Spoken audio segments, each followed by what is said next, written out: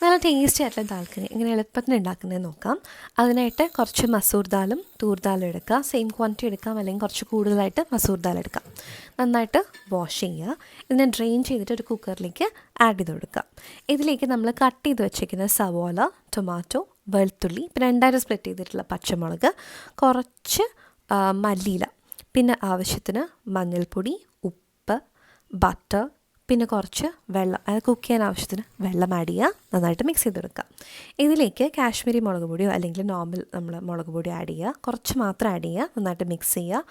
അടച്ച് ഒരു 3-4 വിസിലാകുന്നവരെ കുക്ക് ചെയ്തെടുക്കുക. നോർമലായിട്ട് കുക്ക് ചെയ്താലും മതി കേട്ടോ. ഇനി ഇതിനാവശ്യമായിട്ടുള്ള തഡ്ക്ക റെഡിയാക്കാം. അതിനായിട്ട് ഒരു പാൻ എടുക്കുക. അതിലേക്ക് നെയ്യ്, ഓയിൽ, പിന്നെ കുറച്ച് കടുക്, ഒരല്പം നോർമൽ നമ്മുടെ ജീരകം ആഡ് ചെയ്യുക. പിന്നെ വറ്റൽമുളക്, കറിവേപ്പില, ചോപ്പ് ചെയ്ത് വെച്ചിട്ടുള്ള വെളുത്തുള്ളി ആഡ് ചെയ്ത് നന്നായിട്ട് മിക്സ് ചെയ്യുക. ഇതിലേക്ക് ഒരു നുള്ള കായംപൊടി, പിന്നെ കുറച്ച് മഞ്ഞൾപ്പൊടി, ഒരല്പം മുളക് പൊടി, ഇതെല്ലാം ആഡ് ചെയ്ത് നന്നായിട്ടൊന്ന് മിക്സ് ചെയ്യുക.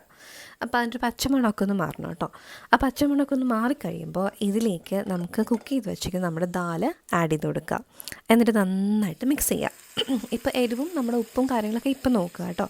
ഒന്ന് തിളച്ച് കഴിഞ്ഞാൽ നമുക്കിതിലേക്ക് മല്ലിയില ആഡ് ചെയ്തിട്ടൊന്ന് ഓഫ് ചെയ്യാം.